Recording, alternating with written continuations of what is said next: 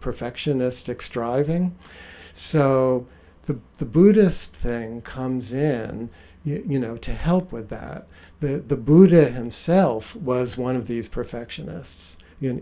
Before he got enlightened, he was trying all the spiritual practices of his day, that were like ascetic practices, not eating all, he was into fasting, he was into yoga, he was into all kinds of meditation that took him out of his body rather than keeping him connected to the earth, and he kept getting as far as you could go. He was like the best yoga student, the best faster, he was the best anorectic,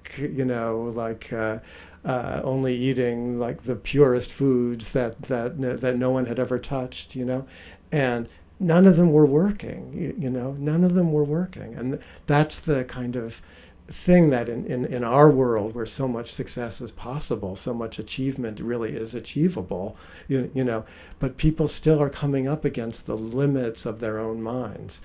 And that happened to the Buddha. That's why it's so touching, his own story, his own teachings. And it wasn't until he had a childhood memory, the Buddha, it wasn't until he remembered himself as a young boy sitting under a rose apple tree, like sort of blissing out under the tree while his father was in the distance plowing in the fields.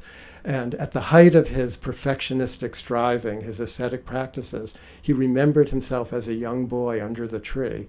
And I always think that's the first kind of self-analysis that ever happened historically, although maybe Socrates, But he said to himself, why am I thinking of this now? Like, what is this trying to tell me? Maybe all my striving is like the wrong way to the awakening, to the enlightenment that I'm seeking. Maybe I should listen to this feeling of being a young boy under the tree, feeling joyful.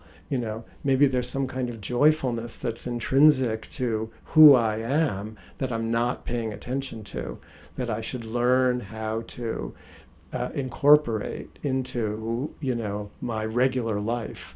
And he remembered that feeling, and then he said to himself, yes, I think I'm going to try that direction. And then right away a young woman appears, bearing a bowl of rice porridge, to feed the hungry Buddha, because he thinks to himself, with a body so emaciated, I'll never be able to sustain this joyful feeling that I'm remembering. So there's something about allowing the joy, not the suffering, that is deep in the Buddhist teachings that I think we need in today's psychotherapy.